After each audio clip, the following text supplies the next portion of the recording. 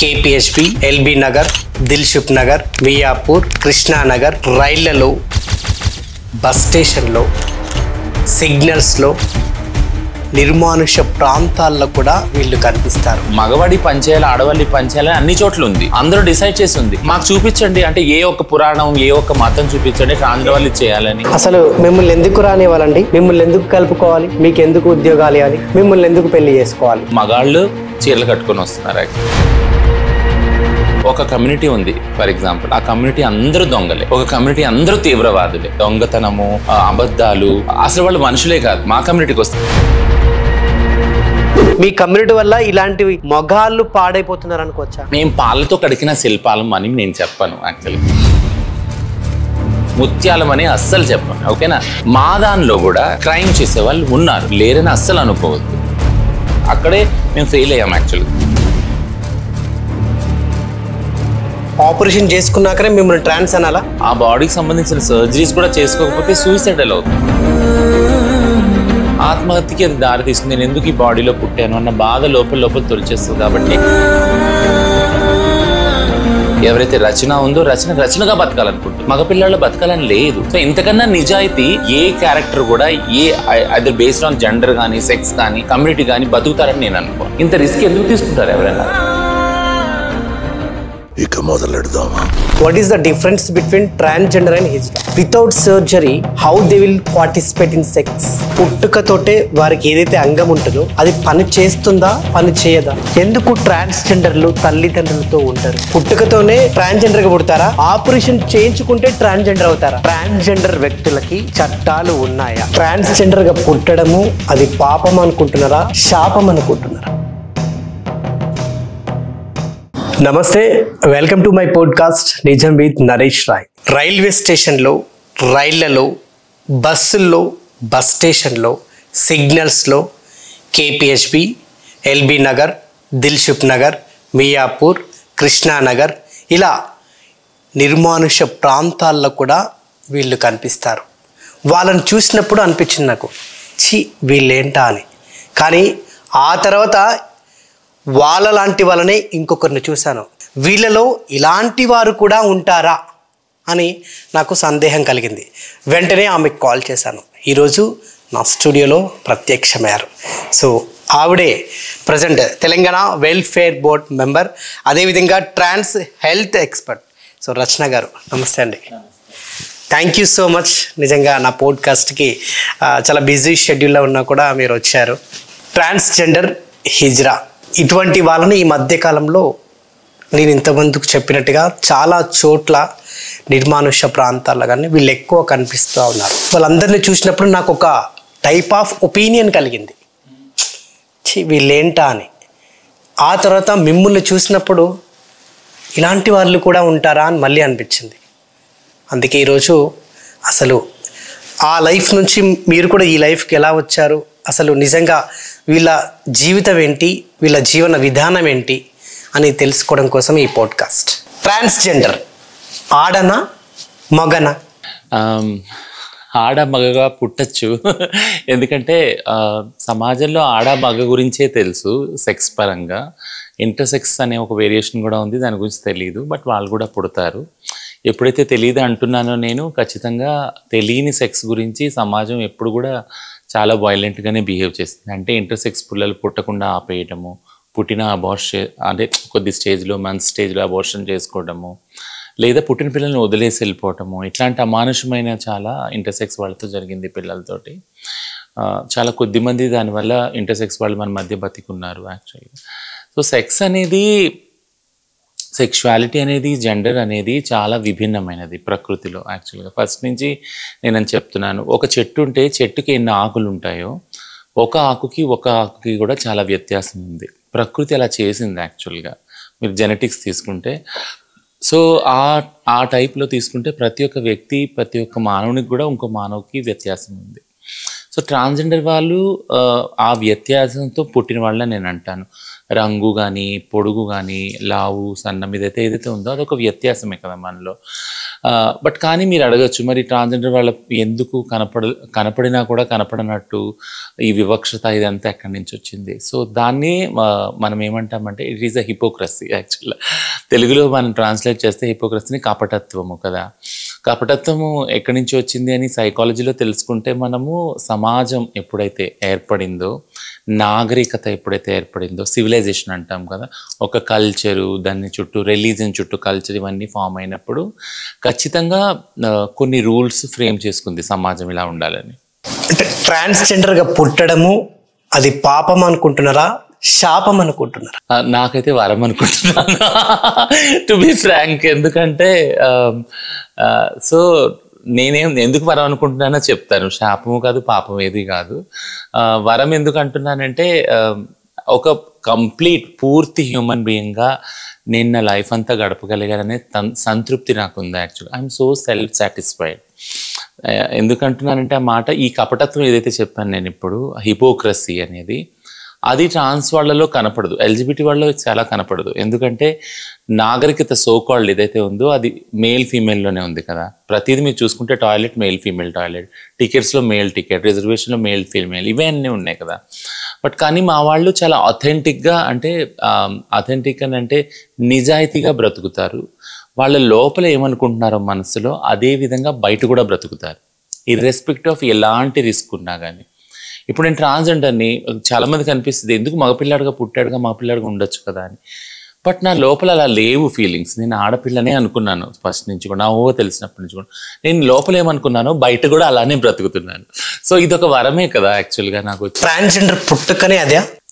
పుట్టుక అదే అంటే, పుట్టుకతో అందరూ కూడా శరీరాలు ఏవైతే ఉన్నాయో ఆ శరీరాలతోనే పుడతారు యాక్చువల్గా. కానీ వాళ్ళు మనసులో ఏమనుకుంటున్నారు, ఒకవేళ మగపిల్లాడుగా పుట్టి ఆడపిల్లగా అనుకున్నా, ఆడపిల్లగా పుట్టి మగపిల్లాడుగా అనుకున్నా, ఆ ఏదైతే సంఘర్షణ ఉంటుందో ఆ సంఘర్షణని ఓవర్కమ్ చేసి ఈ సమాజం చూపించే వివక్షత, ఇదంతా కపట ప్రేమ, ఈ పగ, కార్పణ్యాలు అన్నీ పక్కన పెట్టి జీవించే ఒక బ్రతుకు, అది ట్రాన్స్జెండర్ నేను వర్ణిస్తాను యాక్చువల్గా. చాలామంది అంటే ఆడవాళ్ళు ఎవరైతే బిడ్డలు కంటారో అంగవైకల్యం, అంధుడిగా, ఇలా ఏదో ఒక వైకల్యం ఉండి పుట్టిన వాళ్ళు చాలామంది ఉంటారు. వాళ్ళ తల్లిదండ్రులు చేసిన తప్పుకు వీళ్ళు ఇలా పుట్టారు అని చెప్పేసి చాలామంది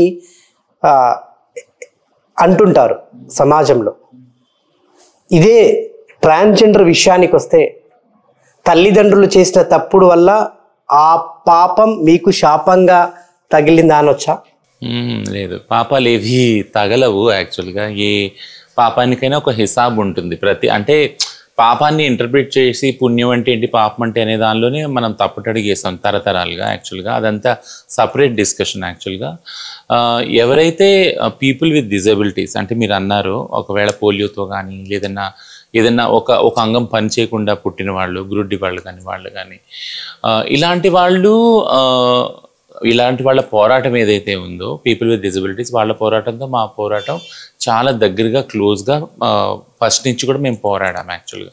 అందులో మేము చెప్పేది ఒకటే ఫస్ట్ విషయం ఏంటంటే, ఇది పాపాల వల్ల పుణ్యాల వల్ల జరిగింది కాదు, తల్లిదండ్రుల వల్ల లేదా మా జన్మ పోయిన జన్మలో జరిగింది అయితే అస్సలు కాదు యాక్చువల్గా.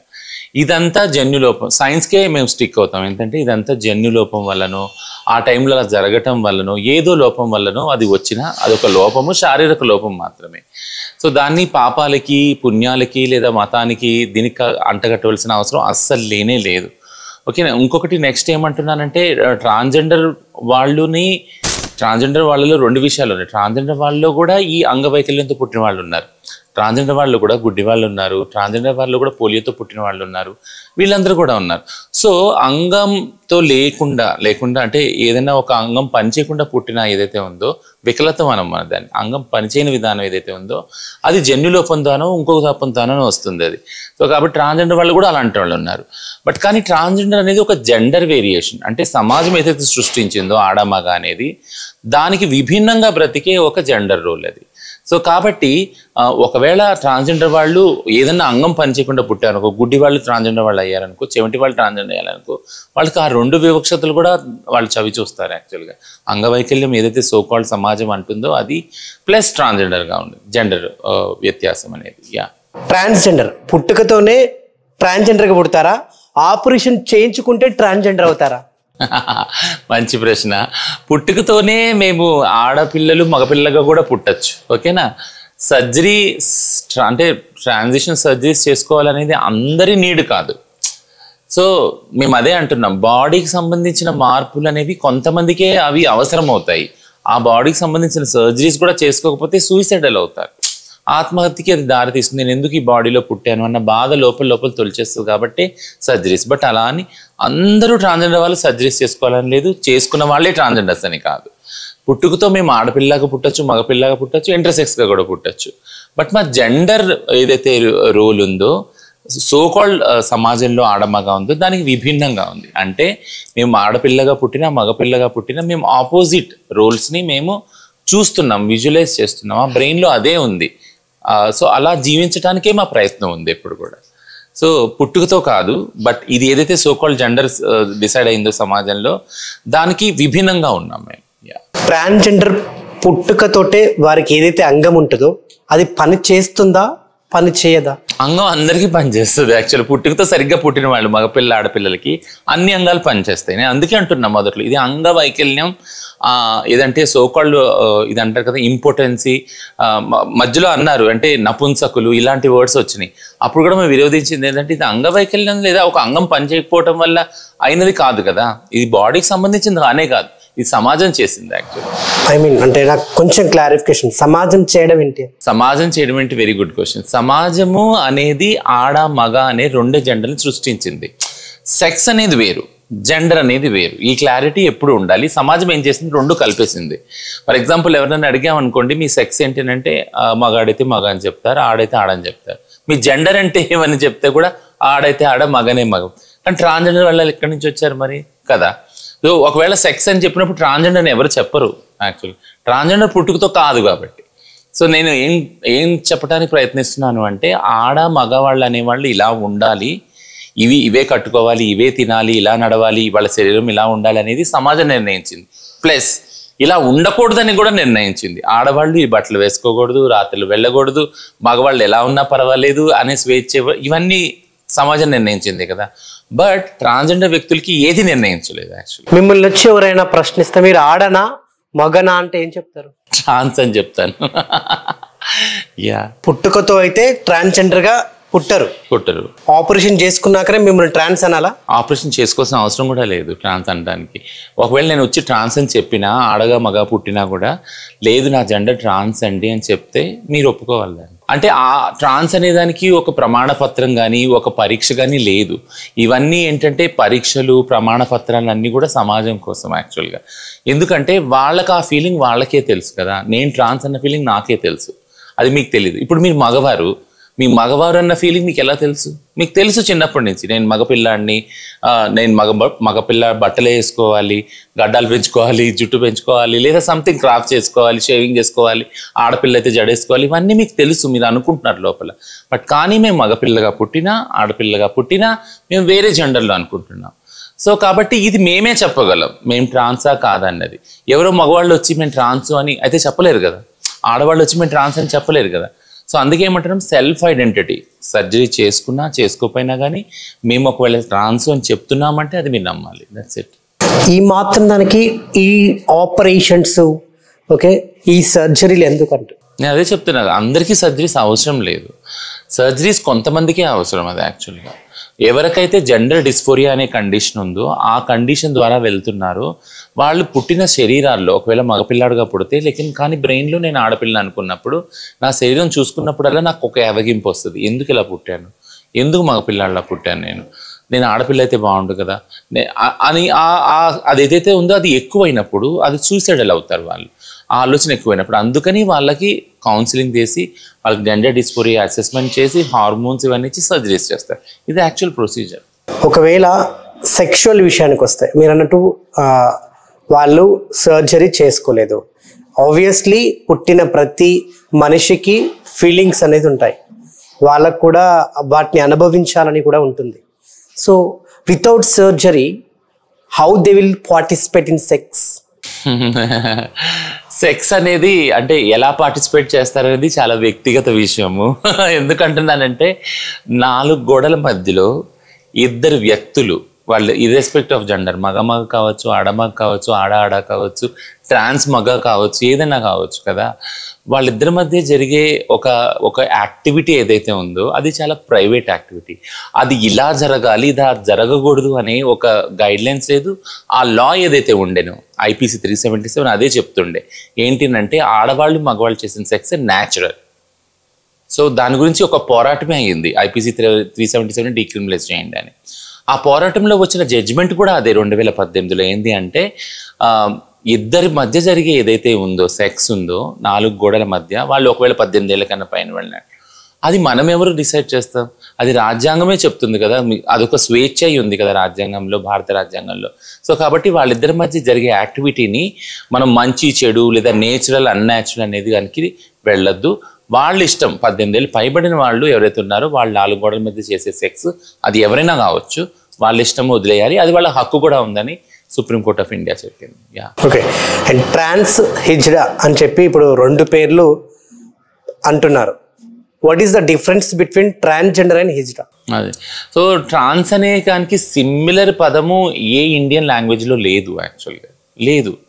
అందుకని మనం ఇంగ్లీష్ మాట్లాడుతున్నాం, ఇంగ్లీష్ పదం వాడుకుంటున్నాం. యాక్చువల్గా అది తెచ్చుకున్నాం ఇంగ్లీష్లో నుంచి, ట్రాన్స్జెండర్ అనేసి. సో ట్రాన్స్జెండర్ అనేదాన్ని సింగిల్గా వాడకూడదు, transgender person, transgender people, transgender community అని వాడాలి. ఇక హిజ్రా విషయానికి వస్తే, హిజ్రా అనేది ఒక పరంపర, కల్చర్.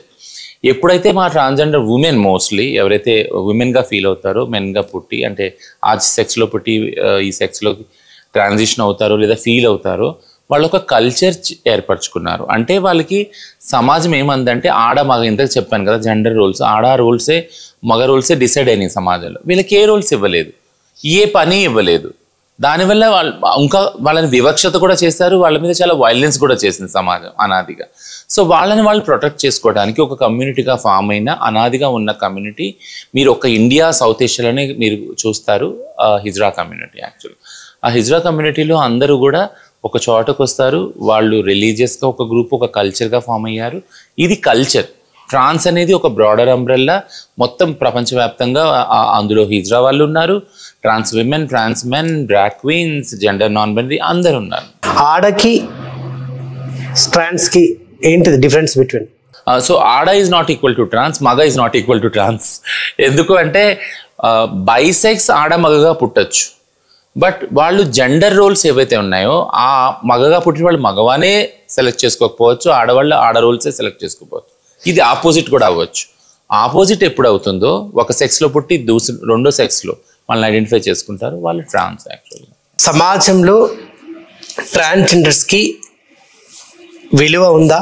చాలా ఉంది కదా. అంటే ఏదైనా మంచి కార్యం జరిగినప్పుడు, పుణ్యకార్యం జరిగినప్పుడు పిలిచి మా కాళ్ళు మొక్కి మా దీవెనలు తీసుకొని పిల్లలు పుట్టినప్పుడు అప్పుడు ఏదో ఒకటి ఇస్తారు కదా, బదాయి అవన్నీ ఇస్తారు కదా. సో గౌరవం అయితే ఉంది కదా, అంటే విలువ ఇస్తుంది కల్చరు. బట్ ఇదే నేను ఇందాక చెప్పాను కదా, హిపోక్రసీ, కపటత్వం ఏదైతే ఉందో సమాజంలో, ఒక చోట విలువిస్తారు, బట్ మేము ఆ ట్రాన్స్జెండర్ వాళ్ళని చదువుకుంటాం, ఉద్యోగాలు చేస్తుంటే ఆ విలువ లేదు. ఎగ్జాక్ట్లీ అదే అడుగుతున్నాం. మరి ఎందుకు ట్రాన్స్జెండర్స్కి చదువుకుంటా అంటే అగ్రీ చేయరు, జాబ్ ఇవ్వడానికి ఎందుకు వాళ్ళు ఒప్పుకోరు, పని చేయడానికి ఎందుకు వాళ్ళు ఆ పనిలోకి తీసుకోరు, దేనికి? సో ఫస్ట్ పాయింట్ అదే ఇప్పుడు విస్తారంగా చెప్తాను. ఏంటంటే ఏదైతే కపటత్వం ఉందో, హిపోక్రసీ సమాజంలో ఉందో, ఆ సమాజంలో హిపోక్రసీ మనకు ఎక్కడ కనపడుతుంది అంటే, ఫర్ ఎగ్జాంపుల్ నేను అబద్ధం చెప్పకూడదు అనే ఒక రూల్ ఉంది. యాక్చువల్లీ అందరూ అబద్ధం చెప్పుకుంటున్నారా? నేను దొంగతనం చేయకూడదు, అందరు దొంగతనం చేయకూడదు. ఒక మగవాడు ఒక ఆడదానితోనే సంసారం చేయాలి, అందరూ అలా ఉన్నారా? ఇట్లా లేదు కదా. సో హిపోక్రసీ అనేది ఎక్కడ కనపడుతుందంటే, ఏదైతే రూల్స్ మీరు నమ్ముతున్నారు, అది మత ద్వారా కావచ్చు, అదొక కల్చర్ ద్వారా కావచ్చు, అదొక సమాజంలో ఉన్న గైడ్లైన్స్ ద్వారా కావచ్చు, లా ద్వారా కావచ్చు, అవన్నీ నమ్మిన దానికి భిన్నంగా మీరు ఎప్పుడైతే వెళ్తారో, ప్రవర్తిస్తారో, అది కపటత్వం, అది హిపోక్రసీ. సో హిపోక్రటిక్ సమాజంలో ఏదైతే ఉన్నదో ట్రాన్స్జెండర్ వాళ్ళు ఇమడలేరు. యాక్చువల్గా ఇమడనివ్వదు కూడా సమాజం. ఏంటంటే మీరు మేల్ ఫీమేల్ కాదు కదా, కాబట్టి మీరు ఈ రెండిట్లో సెట్ కావట్లేదు, కాబట్టి మీరు దూరంగా ఉండండి. మీకు చదువు ఉండదు, మీకు ఉద్యోగాలు ఉండవు, మీకు వసతులు ఉండవు, ఏమీ ఉండదని ఫస్ట్ నుంచి దూరం పెట్టారు. సో గౌరవం అనేది ఎక్కడ వస్తుంది? వాళ్ళప్పుడు దేవుణ్ణి నమ్ముకొని ఒక కల్చర్, ఇప్పుడు చెప్పాను కదా ఇజ్రా కల్చర్, ఒక కల్చర్ని సెటప్ చేసుకొని దేవుడు మనుషులుగా వాళ్ళు ఉన్నప్పుడు వాళ్ళ దీవెన మంచిదని నమ్మినప్పుడు అక్కడ రాణిస్తున్నారు ఆ స్పేస్లో. బట్ అదే వాళ్ళు చదువుకుంటాము అని అట్లీస్ట్ పుట్టినా కూడా ఇళ్లలోంచి వెళ్ళగొడుతున్నారు కదా. పుట్టినా కూడా చదువుకుంటానన్నా కానీ జాబులు చేస్తానా కానీ అక్కడ మాత్రం వాళ్ళు వద్దు, పనికిరా. ట్రాన్స్జెండర్గా మీరు పుట్టడం తప్పు కాదు, కానీ ట్రాన్స్జెండర్గా మీరు బ్రతికేది ఉంచుడు అది నేను తప్పు అంటున్నా. అది సమాజం తప్పు అంటుంది, మీరు కూడా సమాజంలో భాగం కాబట్టి అంటున్నారు. నేను సమాజం అంటే మిమ్మల్ని అంటున్నా నేను, అంటే మిమ్మల్ని అంటే ఐ మీన్ ట్రాన్స్జెండర్స్ని. మీరు పుట్టడం తప్పు కాదు, మీరు బ్రతికే విధానం తప్పు అంటున్నా నేను. ఆ విధానం మేము ఎంచుకున్నది కాదని నేను అంటున్నాను. ఇప్పుడు ఒక ట్రాన్స్జెండర్ ఇప్పుడు మగవాడి పనిచేయాలి ఆడవాళ్ళి పనిచేయాలి అన్ని చోట్ల ఉంది, అందరూ డిసైడ్ చేసి ఉంది. మాకు చూపించండి, అంటే ఏ ఒక్క పురాణం ఏ ఒక్క మతం చూపించండి ట్రాన్స్జెండర్ వాళ్ళు చేయాలని. మరి మొదట్లో ఆ తప్పు చేసిన ట్రాన్స్జెండర్లు ఎవరు? ఆ బాటలో మీరు ఎందుకు నడుస్తున్నారు? మొదటి నుంచి అదే మంచి బాటలో ఈ ట్రాన్స్జెండర్లు ఎందుకు నడవలేదంటున్నా నేను. రెండు చేతులు కలిస్తేనే చప్పట్లు, ఓకేనా? నేనేమంటున్నానంటే సమాజం ఎప్పుడైతే ఈ రోల్స్ మాకు ఇచ్చిందో, ఇంతకన్నా వేరే రూల్స్ ఇవ్వలేదో, ఖచ్చితంగా మమ్మల్ని బతికించుకోవడానికి మీరు అనేది సో కాల్డ్ బెగ్గింగ్ సెక్స్ వర్క్లో మా ముందు తరాల వాళ్ళు మిమిడిపోయారు. సో అదే మేము ఫాలో అయితే వచ్చాం. మీరు చెప్పండి, ఎవరైనా కానీ ఏదో ఒక ఆఫీస్లో కానీ ఉద్యోగం చేస్తానంటే, లేదా అట్లీస్ట్ చప్రాసి పని చేస్తానన్నా కూడా ఇవ్వరు ట్రాన్స్జెండర్ వాళ్ళకి. ఎందుకంటే ఆ నమ్మకం లేదు, వాళ్ళని చూడంగానే వాళ్ళకి అదొక ఫీలింగ్ వస్తుంది యాక్చువల్గా. సో కాబట్టి అనాది నుంచి ఫీలింగ్స్ పెట్టుకొని మైండ్లో ఈ బైనరీ వల్ల మమ్మల్ని దూరం పెట్టారు కాబట్టి ఆ వృత్తులకి పరిమితం అయ్యాం మేము. అసలు మిమ్మల్ని ఎందుకు రానివ్వాలండి? మిమ్మల్ని ఎందుకు కలుపుకోవాలి? మీకు ఎందుకు ఉద్యోగాలు ఇవ్వాలి? మీకు ఎందుకు పని ఇవ్వాలి? మిమ్మల్ని ఎందుకు పెళ్లి చేసుకోవాలి?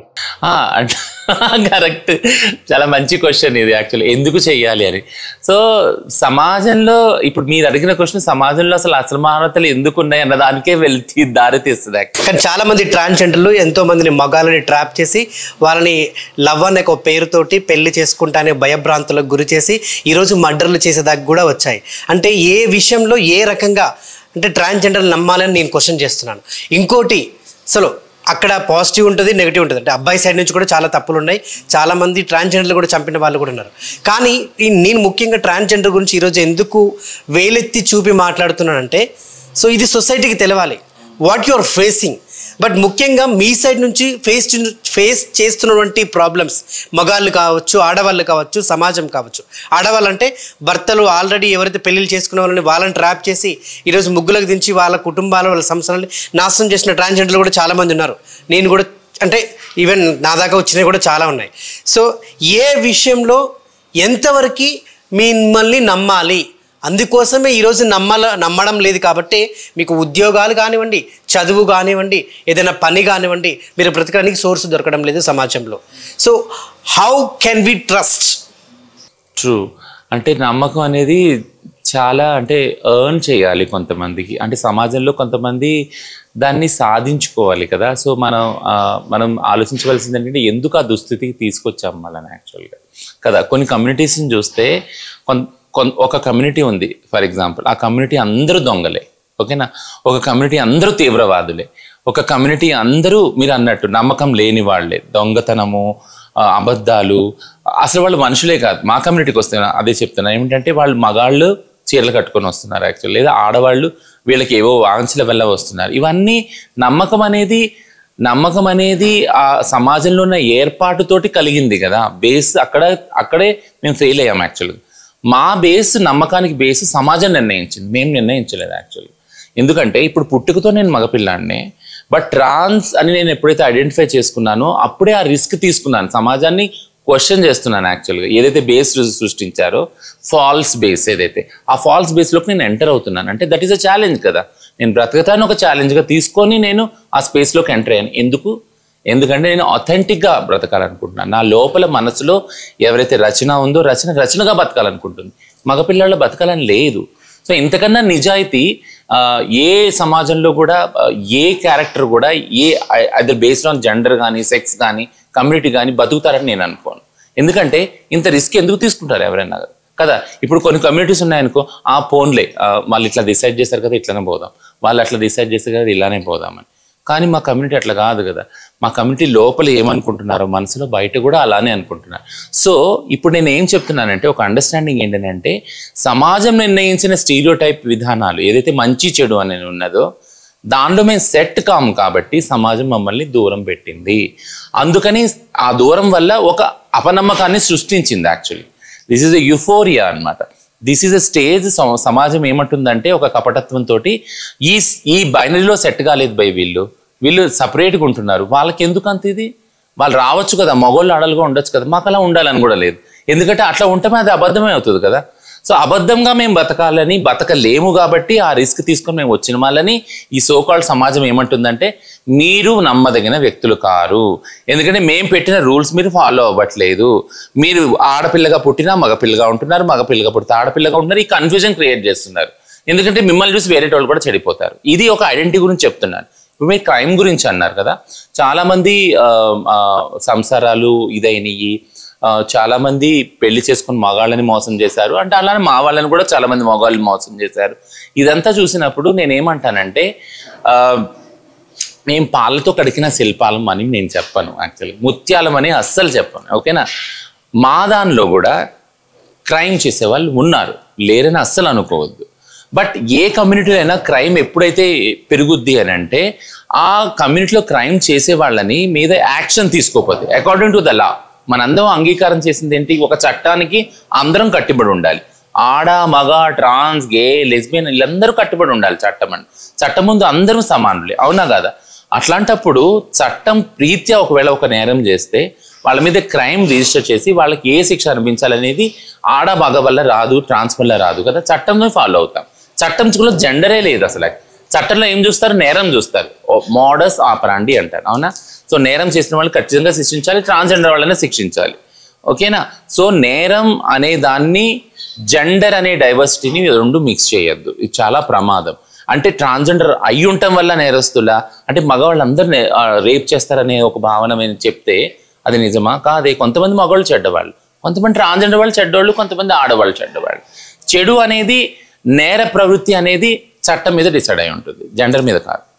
చాలామంది ఈ మధ్యకాలంలో నన్ను వాడుకొని వదిలేశాడు, నన్ను ప్రేమ పేరుతో మోసం చేశాడు అంటూ చాలామంది ట్రాన్స్జెండర్లు ఈ రోజున రోడ్డు మీద పడుతున్నారు, పోలీస్ స్టేషన్లు ఎక్కుతున్నారు. సో ముఖ్యంగా దానికి కారణం ఏంటంటారు, ఎందుకు మోసపోతున్నారు ట్రాన్స్జెండర్లు? ఎందుకంటే చట్టరీత్యా వాళ్ళకి సేఫ్టీ సెక్యూరిటీ లేదు వాళ్ళ రిలేషన్షిప్స్కి యాక్చువల్గా. అంటే చట్టాలు మీకు పని చేయవా, లేకుంటే చట్టాలు మీకు వర్తించవా, మీకు చట్టాలు లేవా? చాలా కన్ఫ్యూజింగ్ క్వశ్చన్ అది యాక్చువల్. ఎందుకంటే చట్టాలు ఏదైతే రాజ్యాంగం ఉందో మెయిన్ చట్టాలన్నిటికీ అది అన్ని ఫ్రీడమ్స్ అందరికీ ఇస్తుంది సమానంగా. బట్ కానీ మా విషయాలకు వచ్చినప్పుడు ఏదైతే పెళ్లి చేసుకునే చట్టం ఏదైతే ఉందో, లేదా డొమెస్టిక్ వైలెన్స్ చట్టం ఏదైతే ఉందో, రేప్ చట్టాలు ఏవైతే ఉన్నాయో, ఇవన్నీ సెక్షువల్ హెరాస్మెంట్కి సంబంధించిన చట్టాలు ఏవి కూడా ట్రాన్స్జెండర్ ఇంక్లూజివ్గా లేవు యాక్చువల్లీ. అవి అన్నీ బైనరీలో ఉన్నాయి లేదా మతానికే పరిమితం ఉన్నాయి. అంటే ఇప్పుడు నేను హిందూగా పుట్టినప్పుడు హిందూ మ్యారేజ్ చట్టం ఫాలో అవ్వాలి, అది ట్రాన్స్జెండర్ ఇంక్లూజివ్ లేదు. సో నేను క్రిస్టియన్గా పుడితే క్రిస్టియన్ మ్యారేజ్ చట్టం. సో చట్టాలు అవి ఒక కమ్యూనిటీని సపోర్ట్ చేస్తున్నాయి, ట్రాన్స్జెండర్ వాళ్ళని సపోర్ట్ చేయట్లేదు. అట్లాంటప్పుడు నేను రిలేషన్షిప్స్లో ఉన్నా లేదా ఒక గుళ్ళో పెళ్లి చేసుకున్నా, చర్చ్లో పెళ్లి చేసుకున్నా కానీ దానికి చట్టభద్రత లేదు. ఒకవేళ ఆ రిలేషన్షిప్స్లో ఒకవేళ మా మధ్య ఏదైనా గొడవ అయితే లేదా కొంతకాలం తర్వాత ఎవరైనా విడిపోతే ఆ చట్టరీత్యా వాళ్ళని అకౌంటబుల్ చేసేది ఏది ప్రొసీజర్ లేదు సమాజంలో. మామూలుగానే మేము ఇంట్లో నుంచి బయటకు వస్తాం, తల్లిదండ్రులు మమ్మల్ని పట్టించుకోరు, మా చుట్టుపక్కల ఉన్న కమ్యూనిటీ స్ట్రాంగ్గా లేదు యాక్చువల్గా. సో వాళ్ళు కూడా అలాంటి ప్రాబ్లమ్స్లో ఉన్నవాళ్ళే. సో ఇప్పుడు ఎవరిని అకౌంటబిలిటీ చేస్తాం ఆ రిలేషన్షిప్ బ్రేక్ అయినప్పుడు కదా. రిలేషన్షిప్ బాగున్నంత కాలం అంతా బాగానే ఉంటుంది, రీసోర్స్ అన్నీ షేరింగ్ ఉంటుంది, మనీ కానీ టైం కానీ బాడీ కానీ అన్నీ షేరింగ్ అవుతుంది. బట్ కానీ ఎప్పుడైతే బ్రేక్ అవుతుందో అప్పుడు ఒక అకౌంటబిలిటీ రాదు ఎవరికి కూడా. దానికోసం ఎందుకు పోరాడతలేరు మీరు? పోరాడుతున్నాం కదా, సుప్రీంకోర్టులో ఆల్రెడీ 2 సార్లు సుప్రీంకోర్టు వెళ్ళాము, ఇండియా సుప్రీంకోర్టులో ఆ పిటిషన్ నడిచింది. ఒక లెస్బియన్ కపుల్ పేరు మోసిన అడ్వకేట్సే దాన్ని వాదించారు. బట్ సుప్రీంకోర్టు ప్రస్తుతానికి ఏమందంటే అది ఈ రైట్లు మాత్రం ఇప్పట్లో రావు, మ్యారేజు, అడాప్షను, ప్రాపర్టీ దీనికి సంబంధించినవన్నీ తర్వాత డీల్ చేస్తాం. సో ఒక ట్రాన్స్జెండర్స్కి పిల్లలు, పెళ్ళి, సంసారం ఇవి ఉండవు అయితే? ఉన్నాయి, అంటే దానికి చట్టబద్ధత లేదు అంతే. అంటే అవి వాళ్ళు చేసుకున్నా కానీ వాళ్ళు ఎంతో అండర్స్టాండింగ్తో, ఎంతో ఓర్పుతోటి ఆ రిలేషన్షిప్లో ఏం జరిగినా కూడా సహిస్తే వాళ్ళకి అది ఉంది. ఒకవేళ బ్రేక్ అయితే వాళ్ళని మళ్ళీ ఎవరు కూడా అడగలేరు. ఎవరైతే వెళ్ళిపోతారో వాళ్ళతో ఉండి వాళ్ళని పట్టుకొని వాళ్ళని అడగలేరు, అకౌంటబుల్ చేయలేరు దానికని ఇప్పుడు సూసైడ్స్ అవుతుంది. ఎందుకు ట్రాన్స్జెండర్లు తల్లిదండ్రులతో ఉండరు? It's a routine question. తల్లిదండ్రులు అంటే ఇప్పుడు ట్రాన్స్జెండర్ వ్యక్తులే మీరు అన్నారు కదా, ఎంతో వివక్షితమైన ఐడెంటిటీ అది. యాక్చువల్గా తల్లిదండ్రులతో ముఖ్యంగా ఫ్యామిలీలో ఉండకపోవటానికి కారణం ఏంటి అంటే, తల్లిదండ్రులు ఇంకొక పిల్లలు కూడా ఉంటారు కదా, ఓన్లీ ట్రాన్స్జెండర్ పిల్లలే కాదు, వాళ్ళ అక్కలు, వాళ్ళ అన్నలు, వాళ్ళ తమ్ముళ్ళు, చెల్లెళ్ళు అందరూ ఉంటారు. వీళ్ళందరూ ఉన్నప్పుడు ఒక ట్రాన్స్జెండర్ పిల్లని కానీ పిల్లాన్ని కానీ ఆ ఫ్యామిలీలో ఉన్నప్పుడు వాళ్ళందరికి కూడా ఆ రిస్క్ వస్తుంది. ఆ వివక్షత అంటుకుంటుంది, తల్లిదండ్రులకు అంటుకుంటుంది, చుట్టాలకు అంటుకుంటుంది. ఓ పలానా వాళ్ళ ఫ్యామిలీలో ఇసంటి పిల్లాడు ఉన్నాడు, ఇసంటి పిల్లి ఉంది.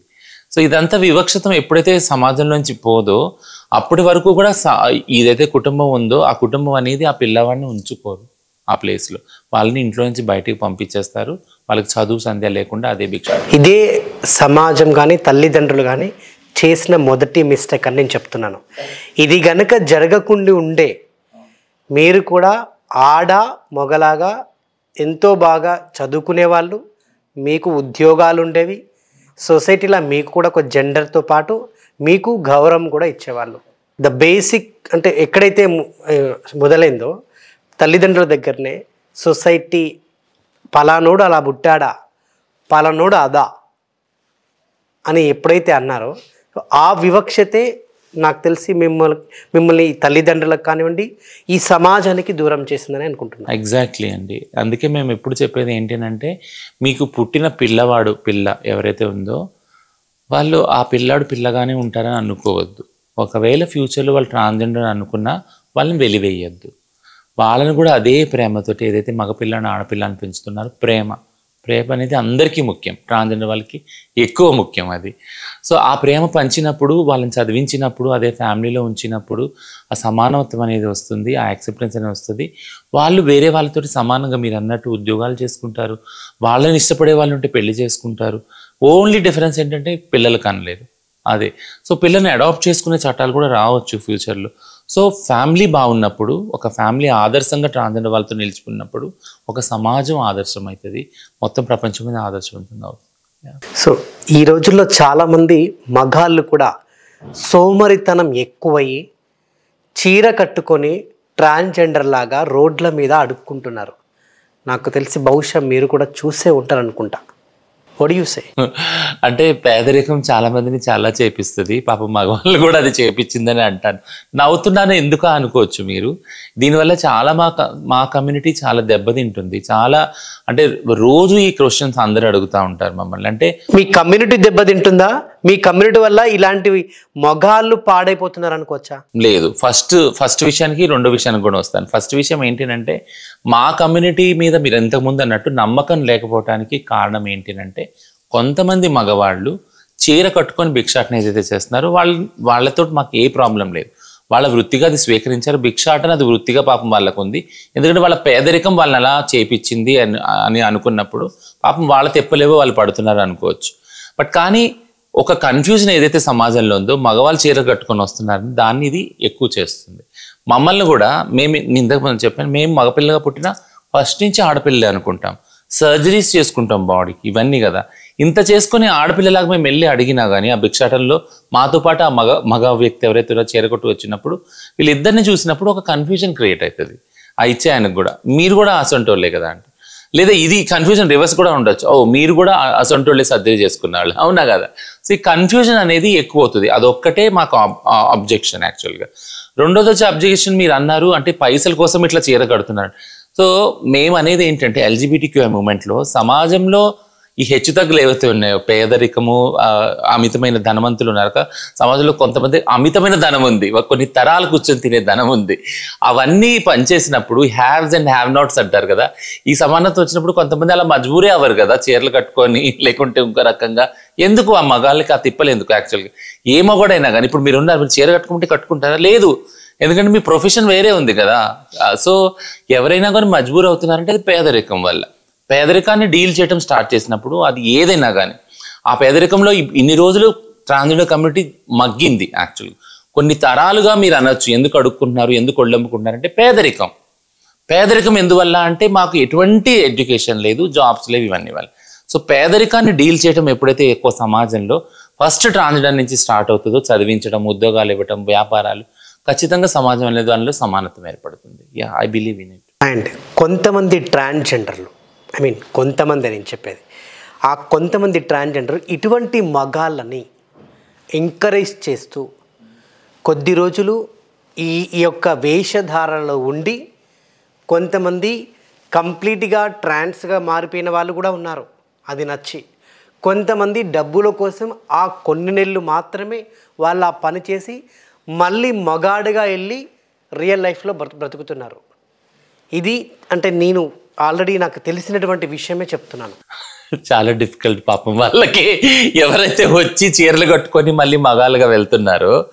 సో వాళ్ళకి ప్రాబ్లం అది. యాక్చువల్గా వాళ్ళు అంటే ఎంతో రిస్క్ తీసుకొని ఛాలెంజెస్ ఫేస్ చేసి వాళ్ళందరూ మళ్ళీ చీర వచ్చి ఆ వివక్షత. ముఖ్యంగా నేను ఏం చెప్తాను ఈ ప్రశ్నకి, చాలాసార్లు నన్ను అడుగుతారు ఈ ప్రశ్న.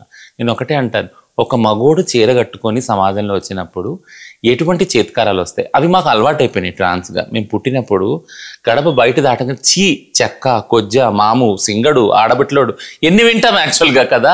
ఇవన్నీ విన్నప్పుడు ఇవి రొటీన్గా మేము వింటాం కాబట్టి మాకు అలవాటు అయిపోతుంది వివక్షత అనేది.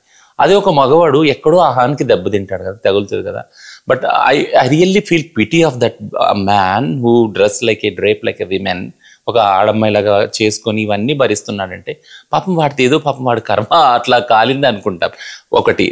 సెకండ్ స్టేజ్కి వెళ్ళినప్పుడు వాడు చీర కట్టుకొని పైసలు సంపాదించుకొని వెళ్ళిపోతాడు. But that will not be a income source కదా. ఒక పైసలు సంపాదించుకొని వెళ్ళినప్పుడు అక్కడ దాన్ని రెగ్యులర్గా రొటీన్గా చేసుకోవడానికి ఒక సోషల్ స్టేటస్ కూడా సంపాదించుకోవాల్సి వస్తుంది. ఫర్ ఎగ్జాంపుల్, నేను ఒక 2 సంవత్సరాలు ఒక ₹1,00,00,000 సంపాదించాను చీర కట్టుకొని, అవునా? ఆ ₹1,00,00,000 నేను ఏం చేసుకుంటాను యాక్చువల్గా? ఎలా నేను వన్నే చేసుకుంటాను యాక్చువల్గా మళ్ళీ మగాడికి వెళ్ళినప్పుడు.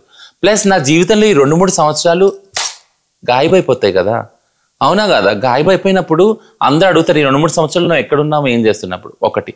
ఇంకో రిస్క్ ఏంటంటే మా వాళ్ళు చాలామంది చూశారు, ఇప్పుడు ఆ చీర కట్టుకునే టైంలో మీ చుట్టాలు ఎవరైనా చూశారనుకో, నేను మీ తమ్ముడే చూడొచ్చు, మీ అన్నే చూడొచ్చు, మీ మామనే బాబాయ్నో ఎవరైనా చూడొచ్చు. అప్పుడు ఏమవుతుంది? అప్పుడు ఒకవేళ ఎవరైనా ఫోటో తీశారు, వీడియో తీసారు, అప్పుడు ఏమవుతుంది? ఇవన్నీ రిస్కులు ఉన్నాయి యాక్చువల్గా. సో ట్రాన్స్జెండర్ వాళ్ళు ఎవరైతే మీ సోకాల్డ్ అథెంటిక్ ఫేక్ అనేది అయితే వస్తుందో, I don't buy those terminologies or terms also. ఎవరైతే ట్రాన్స్గా అనుకుంటున్నారో, సెల్ఫ్ ఐడెంటిటీగా ఎవరైతే ట్రాన్స్ మహిళలు, హిజ్రాలు ఎవరైతే వచ్చారో వాళ్ళ రోజువారీ చిన్నప్పటి నుంచి వాళ్ళది అదే తత్వం, అదే బిహేవియర్ ఉంటుంది. కానీ సోకాల్డ్ మగాళ్ళు ఏదైతే వస్తున్నారో దీనిలో డబ్బులు సంపాదించడానికి, అది వాళ్ళకి రిస్క్ యాక్చువల్గా. ఆ ప్రభావం మీలాంటి ఒరిజినల్ ట్రాన్స్జెండర్లకు కూడా పడుతుంది. పడుతున్నందుకే మేము పాలసీను లెవెల్ లాస్ ఏదైతే ఉన్నాయో, మాకు సంబంధించిన చట్టాలు ఉన్నాయి కదా. ఇప్పుడు 2019లో ఒక చట్టం వచ్చింది. ఆ చట్ట ప్రకారం ప్రతి ఒక్క ట్రాన్స్జెండర్ వ్యక్తి ఒక ఐడెంటిటీ కార్డు ఇష్యూ చేస్తుంది సెంట్రల్ గవర్నమెంట్ ఒక పోర్టల్ ద్వారా. సో అప్పుడు ఐడెంటిటీ కార్డు ద్వారా దాన్ని మినిమైజ్ చేయొచ్చు యాక్చువల్గా. అంటే ఇది చాలా బాధాకరమైన విషయం. ఎందుకంటానంటే ఆడవారికి మగవారికి సమాజంలో ఏ కార్డు అక్కర్లేదు వాళ్ళు జెండర్ ప్రూవ్ చేసుకోవడానికి కదా. మీరున్నారు నరేష్, మీరు మేల్ అని తెలుస్తున్నారు చూడటానికి, నేను ట్రాన్స్ అని తెలుస్తున్నాను కాబట్టి. కానీ ట్రాన్స్ వాళ్ళకి ప్రత్యేకించి నేను ట్రాన్స్ అని వాళ్ళని ప్రూవ్ చేసుకొని ఒక నోటరీ చేసి, ఇది ప్రొసీజర్ యాక్చువల్, నోటరీ చేసుకొని నేను పలానప్పుడు పుట్టినప్పుడు ఇది నా జెండర్ ఇది ఇలా ప్రూవ్ చేసుకునే అవసరం మగవాళ్ళకి ఆడవాళ్ళకి కలగట్లేదు కదా. ట్రాన్స్ వాళ్ళకి ఎందుకు ఇంత అవస్థ పడుతుంది అనేది ఒక బాధాకరమైన ప్రాసెస్. బట్ థింగ్ ఏంటంటే ఇప్పుడు ప్రస్తుతం ఉన్న లాలో ఏదైతే వెబ్సైట్ ఉందో నేషనల్ ట్రాన్స్జెండర్ పోర్టల్, అందులో ప్రతి వాళ్ళు ఒక ఐడెంటిటీ కార్డు, ఒక సర్టిఫికేట్ తెచ్చుకుంటారు. ఇందులో ఇప్పుడు మీ సోకాళ్ళు ఏదైతే బైనరీలో మీరు అంటున్నారుగా ఫేక్, ఈ మగాళ్ళు చీర కట్టుకుంటే ఇది చాలా మినిమైజ్ అయిపోతుంది. ప్లస్ ఇంకోటి ఏంటంటే ఎక్కడైతే భిక్షాటన కాకుండా ట్రాన్స్జెండర్ వాళ్ళకి వసతులు, పెన్షను, ఇల్లు, రేషను, మినిమం బేసిక్ వసతులు కదా, ఇవన్నీ కల్పించినప్పుడు వాళ్ళు భిక్షాటన దానికి కూడా వెళ్ళరు. వేరే పనులు చేయడానికి వాళ్ళకి ఒక ఎన్వైరన్మెంట్ ఏర్పడుతుంది కదా. సో ఇవే ఫస్ట్ నుంచి అడ్వకేట్ చేస్తూ వస్తున్నాం మేము కమ్యూనిటీలో. బహిరూపి వర్డ్లోనే ఉంది. బహురూపిని బహిరూపి చేస్తారు. బహు అంటే వివిధ, మల్టీ. సో మల్టీ ఐడెంటిటీస్లో రూపాలు అంటే ఐడెంటిటీస్ కదా. మల్టీ ఐడెంటిటీస్లో ఉన్న ఒక పర్సన్ని బహురూపి అని అంటారు. దాన్ని వాడుకలో బహిరూపి అని వచ్చింది అనమాట. It can be any one, ఆడవాళ్ళు కావచ్చు, మగవాళ్ళు కావచ్చు, ట్రాన్స్ వాళ్ళు కావచ్చు, ఎన్నో రూపాలు. అంటే అప్పుడే ఇది ఎట్లా వచ్చిందంటే ఒకప్పుడు మా పగటి వేషగాళ్ళు అంటారు కదా, రాముడి వేషము, కృష్ణుడి వేషము, ఇలా ఈ వేషాలు అప్పటికప్పుడే వాళ్ళు వేషం మార్చేస్తారు. అప్పుడు ఆడ మగ దేవుడి రూపంలో ఇవన్నీ తీసుకుంటారు కదా. సో బహిరూపి అని అన్న వాళ్ళు బైరూపి అయింది. మల్టిపుల్ పర్సనాలిటీస్ అదే మల్టిపుల్ రోల్స్లో వాళ్ళు కనపడితే సమాజానికి దే ఆర్ బైరూపి. కానీ వీళ్ళు కనపడ్డప్పుడు ఆ చోట ట్రాన్స్జెండర్ చూస్తే వీళ్ళని ఎందుకు కొడతారు? కొట్టకూడదు, కొట్టడం చట్టాన్ని చేతిలో తీసుకోవటం మేము ఎప్పుడూ ఎంకరేజ్ చేయం, కొట్టకూడదు అని అంటాము. బట్ ఒక పురాతనంగా అంటే ఒక కల్చర్ ఏంటంటే మేము వెళ్ళినప్పుడు వాళ్ళు వెళ్ళినప్పుడు ఇందా చెప్పాను ఒక కన్ఫ్యూజన్ వస్తుంది చూసే వాళ్ళకి. మేము ఎన్నో శ్రమపడి మేము మా బాడీని మార్చుకుంటాం కదా, సమాజంలో ఎంతో వివక్షను ఎదుర్కొని ఆ కొద్దిపాటి భిక్షాటంతోనే బతుకుతాం, మా బతుకులని వెళ్ళదీస్తాం. అట్లాంటిది ఆ వచ్చే ఇన్కమ్ కూడా వాళ్ళు వచ్చి మేము కూడా ట్రాన్స్ ఎప్పుడైతే మాతో పాటు సమానంగా నుంచుంటారో ఆ దొరికే ఇన్కమ్ కూడా దొరకదు. ఆ ఫ్రస్ట్రేషన్ నుంచి వచ్చిన బాధ అది యాక్చువల్గా రివోల్ట్ అది. ఎంతో దూరం నుంచి ఈ స్థాయికి మీరు వచ్చారంటే నాకు తెలిసి మీరు చాలా ఫేస్ చేసే ఉంటారు. ఆ సమస్యలు కొన్ని మాతో పంచుకుంటారు. అంటే నేను నా స్వీయ చరిత్ర రాస్తున్నాను, అది బుక్గా వస్తుంది, స్వాభిమాన పర్వం అని 1, 2, 3 అనుకుంటున్నాను యాక్చువల్లీ. అంటే నేను ఒకటే చెప్తానంటే ప్రతి ట్రాన్స్జెండర్ వాళ్ళ బాధలు ఒకటే ఉంటాయి యాక్చువల్లీ. అందరి స్టోరీ మీరు వింటే ఓ నేను ఇలా ఉన్నాను ఇలా అయిందా అని అంటారు. ఫస్ట్ మనకి దొరికిన బుక్లు ఏంటంటే రేవతమ్మ ఒక ఇజ్రా ఆత్మకథ ఉంది, మా అమ్మ రేవతమ్మ. ఆ తర్వాత లివింగ్ స్మైల్ విద్యది ఉంది. ఇట్లా గ్రేస్ బాను, లక్ష్మీనారాయణ త్రిపాఠి వీళ్ళందరినీ కూడా జీవిత చరిత్రలు ఉన్నాయి. మీరు ఏ బుక్ తీసుకొని చదివినా అయ్యో ఇది ఇట్లానే ఉంది కదా, ఇది ఇట్లానే ఉంది కదా, సిమిలర్ వివక్షత. బట్ నేనేమంటానంటే ఇట్లన్నిట్లో ఒక్కటి అండర్స్టాండింగ్ మా ఫస్ట్ జనరేషన్ ట్రాన్స్జెండర్ ఇజ్రా యాక్టివిస్టులు ఏంటంటే చదువు. బాబాసాహెబ్ అంబేద్కర్ చెప్పినట్టు education is a tool in the hands of minorities. Education అనేది ఒక ఆయుధంగా, ఒక అస్త్రంలాగా పనికొస్తుంది ఎలాంటి వివక్షతను ఎదుర్కోవటానికన్నా కానీ. సో అది ట్రాన్స్జెండర్ కమ్యూనిటీ యూజ్ చేసింది ఎక్కడ అని అంటే because we have a gender discrimination. మేము బైనరీలో సెట్ కాం కాబట్టి చదువుకున్న వాళ్ళు ముందుకు రావాలి. వెనక ఉన్న ఏదైతే కమ్యూనిటీ ఉందో ఎవరికైతే ఫలాలు అందట్లేదు సమాజంలో వాళ్ళకి అందే విధంగా చదువుకున్న వాళ్ళు ముందుకు వచ్చి పనిచేయాలి. So I have believed in the principle that a dedicated person should be always, ముఖ్యంగా transgender person should be selfless.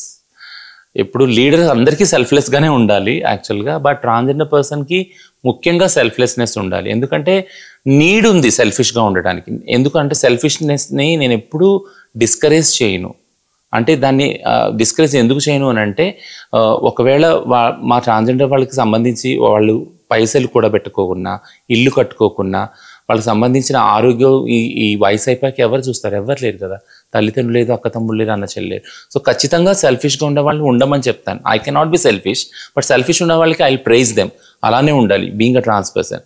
But selfless కొంతమంది ఎవరైతే లీడర్స్ ఉన్నారో ఫోర్ ఫ్రంట్లో వాళ్ళు సెల్ఫ్లెస్గా ఉండాలి, తప్పదు. ఎందుకంటే సెల్ఫ్లెస్నెస్ నుంచి ఒకలాంటి అథెంటికేషను ఆల్రెడీ సెట్ చేసింది బైనరీ సమాజం. నమ్మకం అనేది ఏదైతే ఉంటుందో సెల్ఫ్లెస్నెస్ నుంచి వస్తుంది.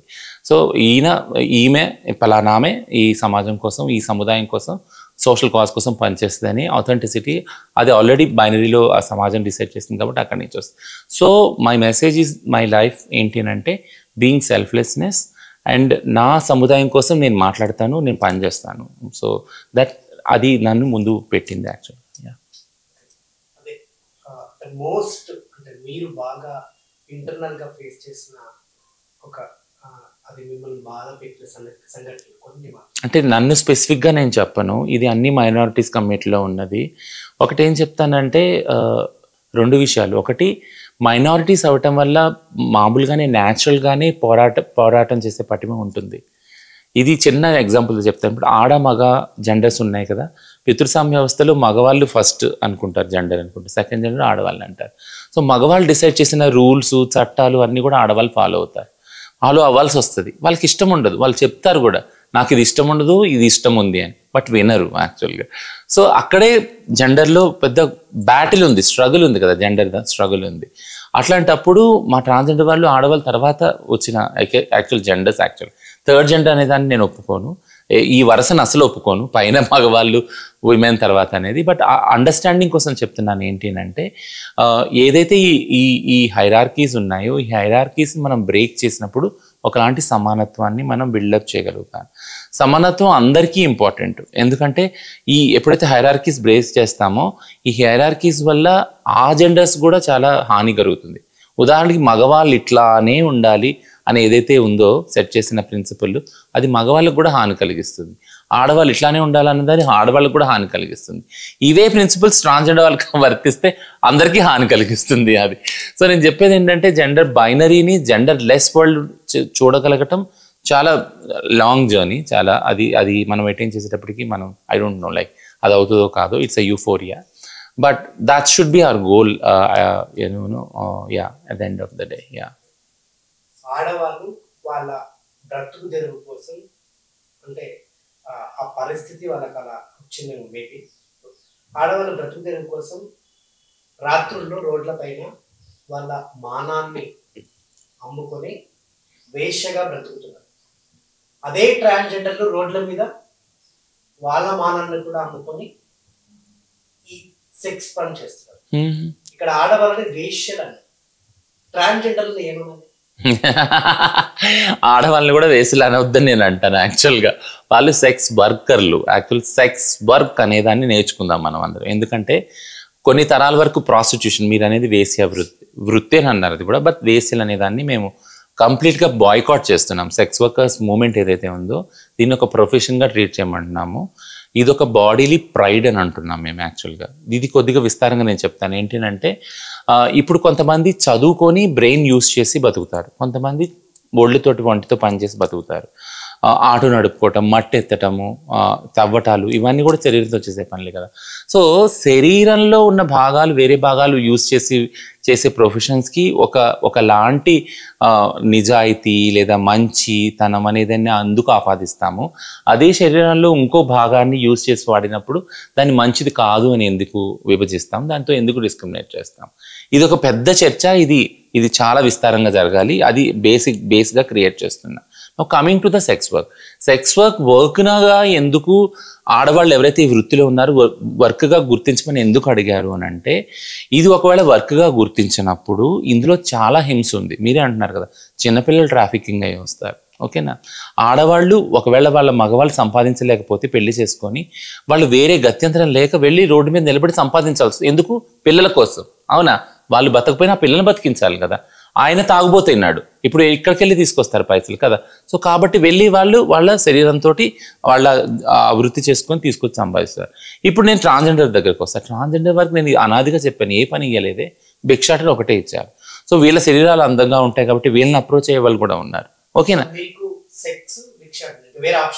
లేనే లేదు కదా. మీరు చెప్పండి, ఏ ఆప్షన్లో ఎవరు ఉన్నారు కొన్ని తరాల వరకు చెప్పండి. ఇంట్లో భర్త అంటే చేయలేని పరిస్థితిలో, లేదంటే కావాలని సోమరిపోతాడో తెలియదు, కానీ ఎండ్ ఆఫ్ ది డే పిల్లల్ని బతికించడం కోసం ఆమె సెక్స్ వర్క్ చేస్తుంది. అవును, సెక్స్ వర్కే చేయాలా? చాలా పనులు ఉన్నాయి కదా చేసుకొని బ్రతకడానికి. అవును. సో ఎవరు ఏ పని చేసి బతకాలనేది సమాజంలో అంటే ఎవరు ఒకళ్ళు నిర్ణయించలేరు. యాక్చువల్గా గౌరవం అనేది ఆ మాట విన్నప్పుడల్లా నవ్వు వస్తుంది నాకు. ఎందుకనంటే ఈ మధ్యలో అంటే గౌరవంగా మీరు ఉద్యోగాలు చేసి బతుకోవచ్చు కదా, ఇప్పుడు ఉద్యోగాలు ఇస్తున్నారు కదా, ఇవన్నీ అన్నప్పుడు గౌరవమా? సో గౌరవం ఎప్పుడైతే నేను ఇందాక చెప్పాను కదా, ట్రాన్స్ వ్యక్తిగా నేను కమింగ్ అవుట్ అంటారు ప్రాసెస్ యాక్చువల్లీ ఇంగ్లీష్లో. ఎప్పుడైతే నేను సమాజం ముందుకు వచ్చి నిలబడ్డానో ఆ గౌరవం అనే దాన్ని ఎక్కడో ఇనపెట్టలో పెట్టి తాళమేసి వచ్చాను ఇంట్లో నేను. ఎందుకంటే ఇప్పుడు గౌరవం దొరకదని నాకు తెలుసు. I know that risk and I am there to stubbornly face this challenge. ఈ ఛాలెంజ్ నాకు సమాజం నుంచి వస్తుందని తెలుసు. ఆ గౌరవం అనే దాన్ని తీసి పక్కన పెట్టి నేను వస్తున్నా. ఎందుకంటే నా మనసులో నేను అనుకుంటున్నా ఇలా బ్రతకాలి, ఆథెంటిక్గా, నిజాయితీగా. నా మనసు ఎలా చెప్తుందో నేను అలాగే బ్రతకాలని అంటున్నాను కాబట్టి. సో గౌరవం అనేది ఒక ఇచ్చిన సమాజంలో కొన్ని గైడ్లైన్స్ ఉన్నాయి. పలానా వాళ్ళు ఇలా గౌరవం పొందుతారు, పలానా వాళ్ళు ఇలా గౌరవం పొందరు. ఇదంతా ఎలా ఉంది? సెక్స్, జెండర్, కాస్ట్, రిలీజన్ ప్రకారంగా కొన్ని పొరలుగా ఉంది ఇదంతా కదా. సో మాకు ముందే తెలుసు గౌరవం మాకు దొరకదని. అందుకే కదా గౌరవం దొరకనందుకు గౌరవం పోయిన గౌరవం ఎట్లనా పోయింది, పోయి అడుక్కుందాం. అవునా? పోయి మన ఊళ్ళో అమ్ముకుందాం, ఇదంతా ఎక్కడి నుంచి వస్తుంది? ఆ రిస్క్ తీసుకొని వస్తున్నారు కదా. సో గౌరవం అనేది it has been already density ఒకటి యాడ్ అయింది గౌరవంకి. ఏంటి ఆ డెన్సిటీ? మనీ. సో మీరు మనీ ఉండి మీరు సెక్స్ చేసినా ఎవరితోనన్నా కానీ సొసైటీ వోంట్ బాదర్ కదా. ఇప్పుడు నా దగ్గర మనీ ఉంది, కొన్ని కోట్లు ఉంది, నేను రోజు 10 మందితో సెక్స్ చేస్తున్నా, ఎవరిని అడుగుతారా నన్ను? I I accountable? They will look in to A rich person actually, నేను ట్రాన్స్ అయినా కానీ. సో సేమ్ థింగ్ రివర్స్ చేస్తున్నా. నా దగ్గర డబ్బులు లేవు, నాకు ఎవరన్నా వర్తిస్తుంది అది. ఎవరన్నా అంటే యూ మీన్ టు సే మగవాళ్ళు సెక్స్ వర్క్ లో లేదంటున్నారా ఏంటి? There also men who are into sex work. Yeah,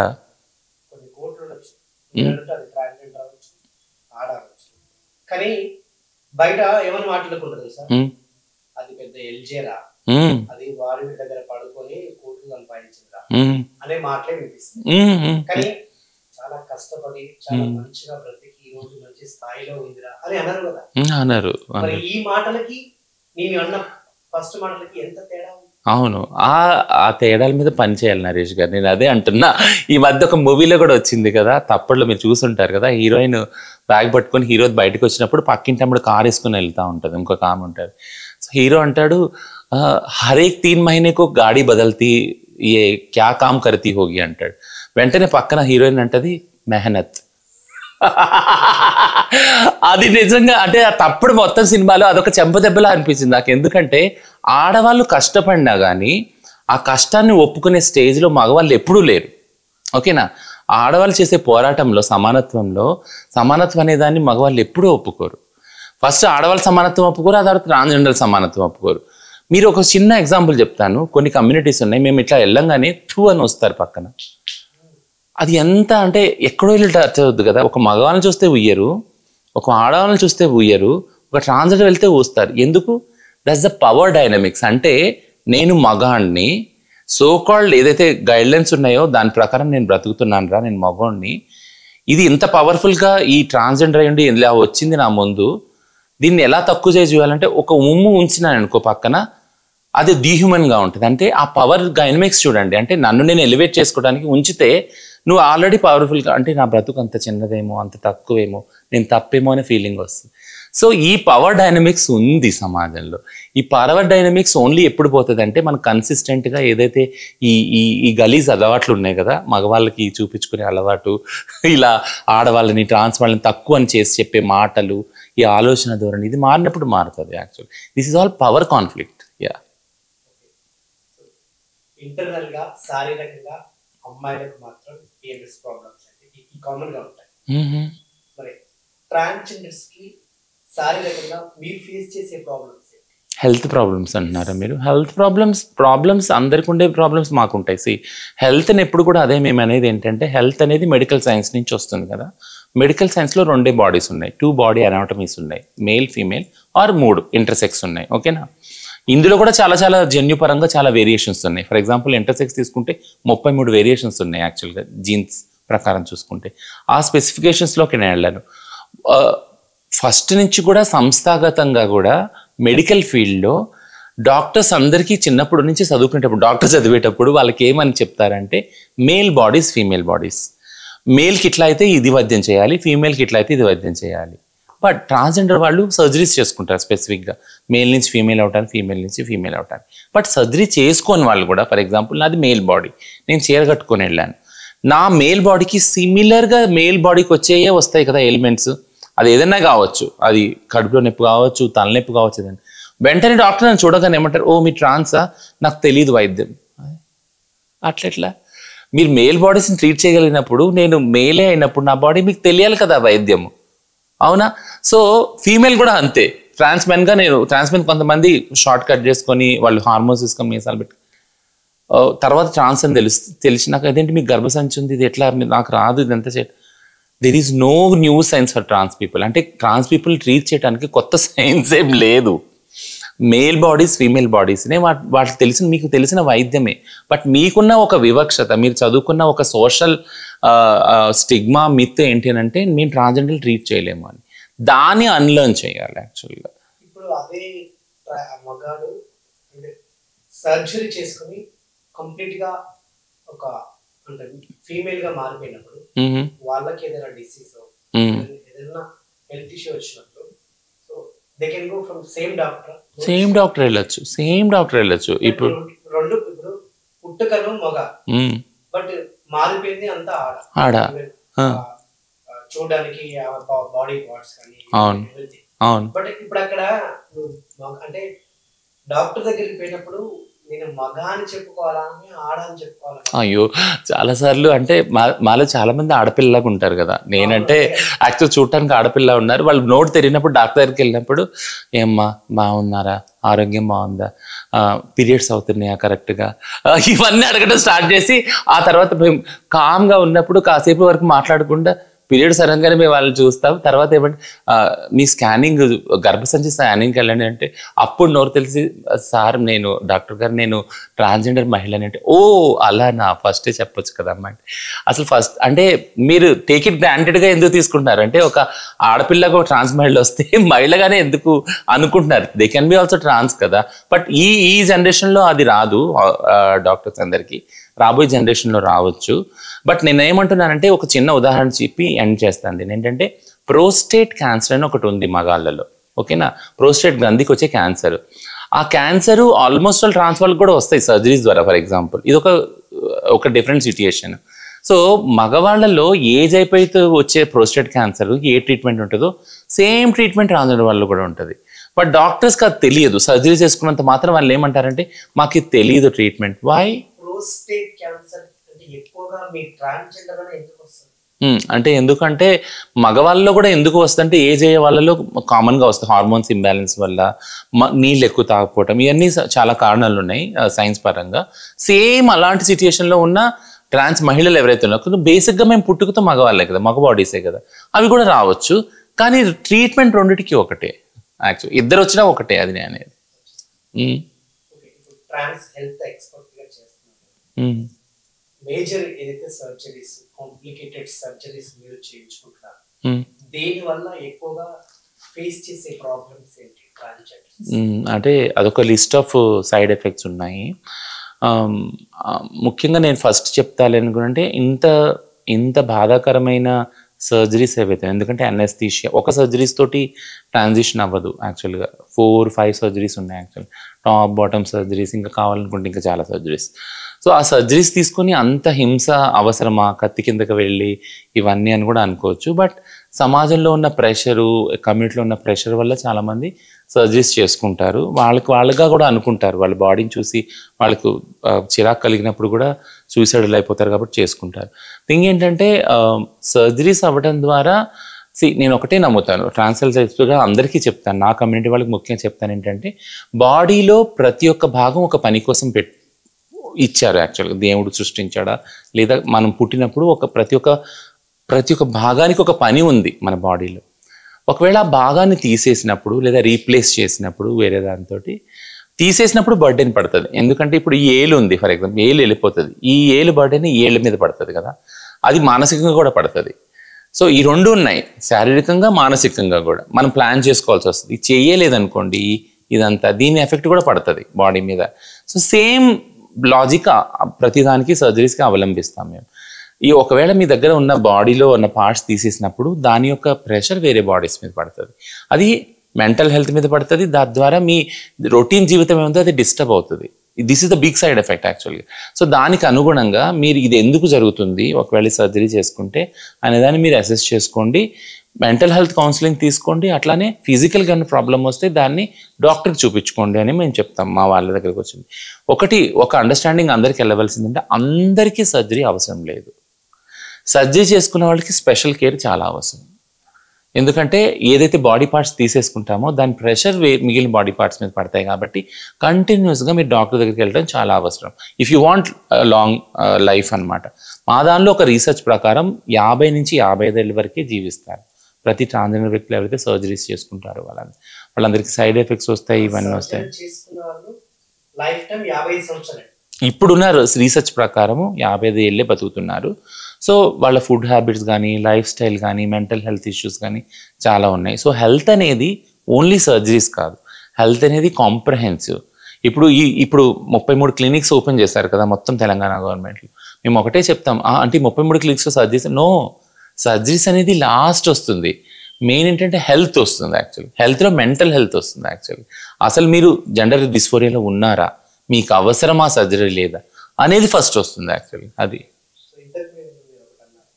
మన బాడీలో ఏ ఒక్క పార్ట్ కట్ చేసినా కూడా అది మనకి ఇబ్బంది కలిగిస్తుంది. డెఫినెట్లీ అది ఆడ అయినా మగ అయినా. డెఫినెట్లీ.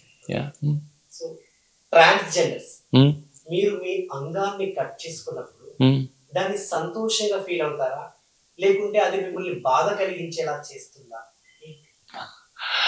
99.99% మీరు ఎవరు ట్రాన్స్జెండర్ వ్యక్తి ఎవరైతే సర్జరీస్ అయ్యారో అడిగితే వాళ్ళు ఒకటే సమాధానం చెప్తారు, they are happy, they are very much happy. ఎందుకంటే ఇంతకు ముందు ఆ అంగం కట్ చేసుకోవడం వల్ల అది నిజంగా మన మెంటల్ హెల్త్ మీద లేకుంటే మన బాడీ మీద ఎఫెక్ట్ పడుతుందని చెప్పేసి అంటున్నారు. సో మెంటల్ హెల్త్ వేరు, బాడీ హెల్త్ వేరు. యాక్చువల్లీ ఫిజికల్ హెల్త్ వేరు. ఫిజికల్ హెల్త్ మీద పడుతుంది, బట్ మెంటల్ హెల్త్కి ఎంతో అది బూస్టప్ ఇస్తుంది. ఫిజికల్ హెల్త్ మాత్రం ఇబ్బంది కలిగిస్తుంది, మెంటల్ గా మాత్రం they are very happy. Yeah, so ఇప్పుడు మీ ఈ రెండిట్లో చూస్ చేసుకోమంటే, ఈ రెండిట్లో మెంటల్ హెల్త్ ముఖ్యమా, ఫిజికల్ హెల్త్ ముఖ్యమా అని మీరు చూస్ చేసుకోవాలనుకున్నప్పుడు, ఇర్రెస్పెక్టివ్ ఆఫ్ జెండర్, ఆడవాళ్ళకి కానీ మగవాళ్ళకి కానీ ట్రాన్స్ వాళ్ళకి, మెంటల్ హెల్త్ ఈజ్ ఇంపార్టెంట్. ఎందుకంటే మెంటల్గా నువ్వు సాటిస్ఫై అయ్యి హాయిగా ఉండగలిగితే నీ ఫిజికల్ కూడా నువ్వు దాని విధంగా మౌల్డ్ చేసుకోవచ్చు. నువ్వు మెంటల్ హెల్త్గా డిస్టర్బ్ అయినావనుకో, అది లాంగ్ టర్మ్లో ఆ మెంటల్ హెల్త్ ఇష్యూస్ అన్నీ కూడా పైలప్ అయ్యి అది ఏవైతే క్యాన్సర్ లాంటి దీర్ఘకాలిక రోగాలు ఉన్నాయి దానికి దారితీస్తుంది. సో ప్రతి వ్యక్తికి సమాజంలో మెంటల్ హెల్త్ అనేది చాలా ఇంపార్టెంట్. ముఖ్యంగా ట్రాన్స్జెండర్ వాళ్ళు ఏదైతే ట్రాన్సిషన్ సర్జరీ చేసుకున్నారో దాంతో చాలా కాన్ఫిడెన్స్ వాళ్ళు పెరుగుతుంది. సరే ఈ అంగం పోయింది, ఈ ఇబ్బందులు అవుతున్నాయి, ఇవన్నీ పక్కన పెడితే నేను సోకాళ్ళు ఏదనుకున్నానో అది నా బాడీలో చేంజెస్ వచ్చినాయి, ఐఎమ్ సో హ్యాపీ. సో హ్యాపీగా ఉన్నవాళ్ళు ఖచ్చితంగా ఆరోగ్యంగా ఉంటారు. ట్రాన్స్జెండర్ వ్యక్తులకి చట్టాలు ఉన్నాయా, ఒకవేళ ఉంటే అవి ఎంతవరకు పనిచేస్తున్నాయి ప్రస్తుతం? సో రాజ్యాంగం ఏదైతే ఉందో భారత రాజ్యాంగం అందరికీ ఉంది, అది ట్రాన్స్జెండర్ వ్యక్తులకు కూడా ఉంది యాక్చువల్గా. సో 2014 జడ్జిమెంట్ ఏదైతే సుప్రీంకోర్టుతో వచ్చిందో, NALSA versus union of India, దానిలో అదే క్లారిటీగా సుప్రీంకోర్ట్ ఆఫ్ ఇండియా చెప్పింది ఏంటంటే, రాజ్యాంగ స్వతంత్రాలు ఏవైతే ఫ్రీడమ్స్ ఉన్నాయి కదా, అవి కానీ ఫండమెంటల్ రైట్స్ కానీ ఇవన్నీ కూడా ట్రాన్స్జెండర్ వాళ్ళకి వర్తిస్తాయి సమానంగా. బట్ కానీ సమాజం వాళ్ళు దూరంగా నెట్టవేయడం వల్ల అవేవి స్వేచ్ఛా స్వాతంత్రాలు కానీ ఆ హక్కులు కానీ వాళ్ళకి అందట్లేదని క్లియర్గా చెప్పింది సుప్రీంకోర్టు. సో అది మనం బేస్గా తీసుకుంటే ఒక ట్రాన్స్జెండర్ మూమెంట్లో అదొక హిస్టారికల్ ఘట్టం అది. దాని తర్వాత 2019లో ఒక చట్టం వచ్చింది, transgender persons protection of rights act అని. అదే యాక్ట్కి సంబంధించి 2020లో రూల్స్ వచ్చినాయి, గజెట్లో పబ్లిష్ అయినాయి. సో ఇవన్నీ కూడా ట్రాన్స్జెండర్ వ్యక్తులు, అలాగే 377 డీక్రిమినలైజ్ అయింది 2018లో Navtej Johar versus of union of India అనే కేసులో. ఇవన్నీ కూడా ఈ జడ్జిమెంట్స్ కానీ ఈ చట్టాలన్నీ కానీ ఇవన్నీ కూడా ట్రాన్స్జెండర్ వ్యక్తులు లేదా ఎల్జిబిటీ వ్యక్తుల యొక్క స్వతంత్రాన్ని సమానత్వాన్ని చాటి చెప్పేవే ఉన్నాయి, వాళ్ళ గురించి అడ్వకేట్ చేసే కానీ పాలసీ చేంజెస్ కోసం ఉన్నాయన్నమాట. చాలా ఏండ్లుగా సమాజంలో ట్రాన్స్జెండర్స్కి ఎటువంటి అంటే ఇంటర్నల్ ప్రాబ్లమ్స్ వచ్చినా ఎక్స్టర్నల్ ప్రాబ్లమ్స్ వచ్చినా, అంటే సమాజంలో వాళ్ళని ఎవరైనా చిడాయించినా, రోడ్డు మీద పోతున్నప్పుడు వాళ్ళ పైట లాగినా, లేదంటే వాళ్ళని అత్యాచారంకి గురైనా, లేకుంటే వాళ్ళు మర్డర్ చేసినా కూడా ఇటువంటి ఇష్యూలు చాలాసార్లు మనం సోషల్ మీడియాలో, ఎలక్ట్రానిక్ మీడియాలో చూస్తున్నాం. కానీ వీళ్ళకి ఇంత ఇబ్బంది అయినప్పుడు వాళ్ళు స్టేషన్కి వెళ్ళినప్పుడు ఎందుకు చట్టం దాన్ని చేతిలోకి తీసుకోవడం లేదు, ఎందుకు వాళ్ళ కేసులు వాళ్ళు ఫైల్ చేయట్లేదు? అంటే రాజ్యాంగబద్ధ ప్రకారంగా ఆడ మగాకి ఎంతైతే మనకు చట్టాలు ఉన్నాయో, మరి ఒక మనిషిగా పుట్టిన ట్రాన్స్జెండర్లకి వాళ్ళకి ఎందుకు చట్టాలు వర్తించడం లేదు? మరి ఇదంతా క్లియర్ చేసుకోవడానికి ఈ పోడ్కాస్ట్లో మనం ప్రముఖ doctor, supreme court and high court advocate Rajesh గారు ఉన్నారు. సార్ నమస్తే. నమస్తే అండి. సో నాకు తెలిసిన క్వశ్చన్ మీకు అర్థమయ్యే ఉంటుంది అనుకుంటా. ప్రస్తుతం సమాజంలో ట్రాన్స్జెండర్స్ ఎన్నో ప్రాబ్లమ్స్ ఫేస్ చేస్తున్నారు. ఒక ట్రాన్స్జెండర్ రోడ్డు మీద పోతుందంటే చాలామంది చిడాయించి పైట లాగుతాయి, వెంటనే ఆమె పోలీస్ స్టేషన్లో కంప్లైంట్ ఇస్తే అది వెంటనే ఫైల్ చేసి వాడిని తీసుకొచ్చి ఎందుకు లాగో ఏంటని చెప్పేసి పనిష్మెంట్ ఇస్తారు. ఎస్, ఇది రెగ్యులర్గా జరిగేది. అదే ఒక మర్డర్ జరిగినా కూడా వెంటనే దాన్ని కేసు ఫైల్ చేస్తారు. సో అది అటెంప్ట్ మర్డర్ కింద చేసి దాన్ని కోర్టుకు పంపిస్తారు. నెక్స్ట్ ఒకవేళ అత్యాచారం జరిగిన లేదంటే బెదిరింపులకు పాల్పడ్డా కూడా ఇవన్నీ కూడా చట్టం చేతులకు తీసుకొని దాన్ని చాలా క్లియర్ కట్గా దాన్ని కోర్టు దాకా తీసుకెళ్ళి దాన్ని పరిష్కారం చేస్తుంది. అదే ట్రాన్స్జెండర్ విషయానికి వస్తే ఇన్ని విషయాల్లో చట్టం ఎందుకు వీళ్ళ ఒక కేసులను చేతులకు తీసుకొని వాటిని ఎందుకు దాని నుంచి సాల్వ్ చేయలేకపోతుంది, వాళ్ళని ఎందుకు అవాయిడ్ చేస్తున్నారు అంటే అకార్డింగ్ టు రాజ్యాంగబద్ధ ప్రకారంగా మన ఆడ మగాలకు సమాజంలో ఎటువంటి చట్టాలు ఉన్నాయో అవన్నీ మనకు వర్తిస్తున్నాయి. ఒక మనిషిగా పుట్టిన ట్రాన్స్జెండర్లకు వాళ్ళకి ఎందుకు ఈ చట్టాలు వర్తించడం లేదా, లేదంటే కావాలని అవాయిడ్ చేస్తున్నారా? లేదండి, యాక్చువల్గా ట్రాన్స్జెండర్ అనే పదం ఇంతకుముందు 2014లో సుప్రీంకోర్టు గైడ్లైన్స్ ప్రకారము ఒక థర్డ్ జెండర్ అనే వర్డ్ అఫీషియల్గా యాడ్ చేయడం జరిగింది.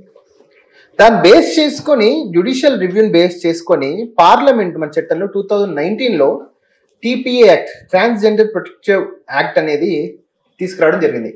ఆ యాక్ట్ వల్ల క్లియర్గా మళ్ళీ రీఇన్స్టిట్యూట్ చేస్తుంది ఏంటంటే all the fundamental rights, all the fundamental duties and all the DPSP, directive principle of state policy, will applicable to the transgenders అని క్లియర్గా యాక్ట్లో మెన్షన్ చేయబడింది.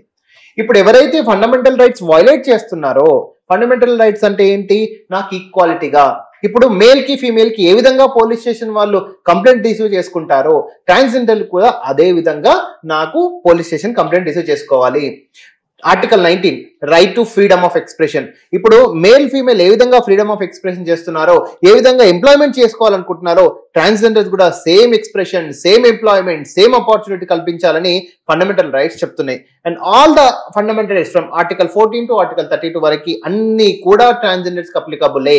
ఏదైనా ఇక్కడ వైలేట్ అవుతే article 14, article 19, article 21, article 32, article 226 ప్రకారము any person either male, female or last transgender also can approach to the concern high court to seek the the writ of mandamus. దాని ప్రకారము నీ పోలీసు ఎఫ్ఐఆర్ రిజిస్ట్రేషన్ చేయట్లేదంటే హైకోర్టుకి వెళ్ళి direction తీసుకురావచ్చు, FIR చేయని మామూలుగా అక్కడ ట్రాన్స్జెండర్ అని యూ కెన్ మెన్షన్ అఫీషియల్లీ.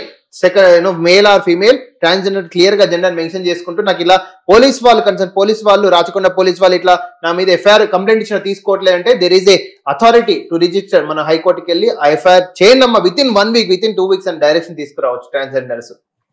మీరు ఇంకొకటి అన్నారు, అన్ని విషయాలు ఎప్పుడైతే ఈ TPA యాక్ట్ 2019 వచ్చిందో అన్ని కూడా ఫండమెంటల్ రైట్స్ అన్ని అందరితో మేల్ ఫీమేల్ అన్నిటికీ ఏవైతే రాజ్యాంగంలో as a citizen of India ఏదైతే rights, right to employment, right to education, right to residence, right to health care, ఇవన్నీ కూడా ఈ నాలుగిట్లో ఏది తేడా వచ్చినా you can approach the concern court and you can get a direction from that concern court. And to revenue authorities, నీకు భూమి లేకున్నా, ఇల్లు లేకున్నా, డబుల్ బెడ్రూమ్లలో నీకు తిరస్కరించడానికి వీల్లేదు, దళిత బంధువులు తిరస్కరించడానికి వీల్లేదు, కళ్యాణ లక్ష్మిలో ఇప్పుడు ట్రాన్స్జెండర్స్ పెళ్లి చేసుకున్న కళ్యాణ లక్ష్మిలో తిరస్కరించడానికి వీల్లేదు, ఎఫ్ఐఆర్ కంప్లైంట్ లో తిరస్కరించడానికి వీల్లేదు. కొన్ని చాలా చోట్లలో హాస్పిటల్స్ లోకి వెళ్తే ఊర్లలో ట్రాన్స్జెండర్ అయితే హాస్పిటల్ హెల్త్ కేర్ కూడా ఇవ్వరు ప్రైవేట్ కేర్స్ లో. సో దాంట్లో కూడా మీ హెల్త్ కేర్ కూడా తిరస్కరించడానికి వీల్లేదు. ట్రాన్స్జెండర్స్ చదువుకోవడానికి వెళ్తే అరౌండ్ 17-18 ఏజ్ లో ఇంటర్మీడియట్ ఎడ్యుకేషన్ కి ప్రైవేట్ కాలేజ్కి వెళ్తే గవర్నమెంట్ అయితే ఇస్తుంది, ప్రైవేట్ ఇవ్వదు. అట్లాంటప్పుడు కూడా నువ్వు you can approach to the concern court of the high court or concern district court and you can get a direction from that concern court to the respective authorities. గత 4 ఏండ్ల క్రిందట ఒక బోనం జోగిని అని ఒక మర్డర్ అయి చనిపోయింది సార్. ఈ మధ్య కాలంలో చాలా మంది ఒక మగాళ్ళ వల్ల ప్రేమ పేరుతో వాళ్ళని మోసం చేస్తే సూసైడల్ అటెంప్ట్స్, ఉరేసుకొని చనిపోయిన వాళ్ళు చాలా మందే ఉన్నారు. మొన్నటికి మొన్న తిరుపతిలో ఒక చాలా అందరికీ ఆమె పేరు చాలా ఫెమిలియర్, అటువంటి పేరుగాంచినటువంటి ఒక ట్రాన్స్జెండర్ కూడా చాలా క్లియర్ కట్గా ప్లాన్ చేసుకొని ఆమె వస్తున్న క్రమంలో వెహికల్ ఆపి మరీ ఆమెను దారుణంగా ఒక 10 మంది కలిసి చంపేశారు. ఎక్కడ ఉంది సార్ ట్రాన్స్జెండర్లకు న్యాయం? ఎక్కడ వాళ్ళకు న్యాయం జరుగుతుంది? అంటే ట్రాన్స్జెండర్లకు చట్టాలు పనిచేయడం లేదు అంటే ఈ రకంగా ట్రాన్స్జెండర్లకు చట్టాలు లేవు అనుకుంటున్నాను. అయితే ఇప్పుడు నేను ఏమంటున్నానంటే ట్రాన్స్జెండర్ రైట్స్ని ప్రొటెక్ట్ చేసే చట్టం ఉంది, కానీ ఇంకొక చట్టం రావాల్సి ఉంది. ఇప్పుడు doctors protection act, doctors protection ఉంది, యాక్చువల్గా యాక్ట్ ఉంది, అడ్వకేట్లు కూడా ఫైట్ చేస్తున్నారు, అడ్వకేట్స్ యాక్ట్. ఇప్పుడు ఇదే విధంగా ట్రాన్స్జెండర్స్ ప్రొటెక్టివ్ యాక్ట్, రైట్స్ అనేది ఓకే, రైట్స్ అనేది మాకు ఆల్రెడీ చట్టం ఇచ్చింది, ట్రాన్స్జెండర్స్ కి ప్రొటెక్షన్ ఉండాలి అనే యాక్ట్ కోసం ఇంకా అందరూ transgenders irrespective of the any LGBT community plus Q+, దాదాపు చాలా కమ్యూనిటీస్ ఉన్నాయి, వాళ్ళందరూ ఇర్రెస్పెక్టివ్ లో అందరూ కూడా యూనిటైగా ఉండి టోటల్ ఇండియా వైజ్ గా అండ్ స్టేట్ వైజ్ గా కూడా ఫైట్ చేసి ట్రాన్స్జెండర్ ప్రొటెక్టివ్ యాక్ట్ కోసం కూడా ఫైట్ చేయాలి. యాక్చువల్గా దెన్ ఓన్లీ మన ఇతర దేశాల్లో third gender irrespective of the gender ఏ విధంగా రెస్పెక్ట్ ఉంటుందో, ఆపర్చునిటీస్ ఉంటాయో, ఇండియాలో కూడా మన తెలంగాణ ఆంధ్రప్రదేశ్లో కూడా ఈక్వల్గా ఆపర్చునిటీస్ ఉంటాయని మీ మీడియా ముఖంగా తెలియజేస్తున్నారు. Okay, thank you sir. Transgender చనిపోతే మీ దాన సంస్కరణలు ఎవరు చేస్తారు ఏంటి? అదే ఒక సామాన్యుడు చనిపోతే చుట్టాలు పక్కాలు ఆడవాళ్ళు మగవాళ్ళు వాళ్ళు వీళ్ళు అందరూ వచ్చి ఈ యొక్క కార్యక్రమాన్ని చాలా బాగా విజయవంతంగా చేసి ఆయనకు శాంతి కలిగించేలా చేస్తారు. మరి ట్రాన్స్జెండర్లు చనిపోతే మీ పరిస్థితి ఏంటి? ఇది అంటే అన్ని ఇంటర్వ్యూస్లో నన్ను ఈ క్వశ్చన్ అడుగుతున్నారు, but I can know like ఎక్కడి నుంచి వస్తుంది ఈ క్వశ్చన్ అనేది అర్థం చేసుకోగలను. 2 క్లారిటీస్ ఎప్పుడు నేను ఇస్తాను. ఒకటి ఏంటంటే ఆ పుట్టిక ఎంత నిజమో చావు కూడా అంతే నిజం కదా. సో చనిపోయినప్పుడు ట్రాన్స్జెండర్ వ్యక్తులు అంటే ఒక మా దగ్గర హిజ్రా అనే ఒక కమ్యూనిటీ ఉంది. నేను ఇంతకుముందు చెప్పాను, వాళ్ళు ఒక ఆచారం పాటిస్తారు. ఆ ఆచారం ప్రకారము మ్యాక్సిమం మంది హిజ్రా కమ్యూనిటీలో ఇస్లాంని తీసుకున్న వాళ్ళు ఉన్నారు కాబట్టి వాళ్ళు ఇస్లాం తరికగా చేసేవారు. బట్ వాళ్ళు ఇస్లాం తీసుకున్నా కానీ పగలు లెగిస్తే అందరూ హిందూ వాళ్ళ ఇంట్లోనే వాళ్ళు బదాయికి అని వెళ్ళేవాళ్ళు, అడుక్కునేవాళ్ళు.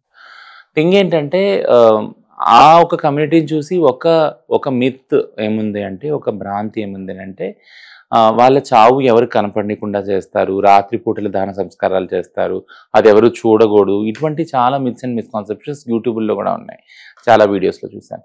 అలాంటిది ఏం లేదు. ఆ హిజ్రా సంస్కృతిలో వాళ్ళు ఇస్లాం పాటిస్తారు కాబట్టి దాని తరికగా వాళ్ళు చేస్తారు. కానీ ఇప్పుడు వాళ్ళు ఆ ఒక్క ఇస్లాంకి రెస్ట్రిక్ట్ అయ్యి లేరు.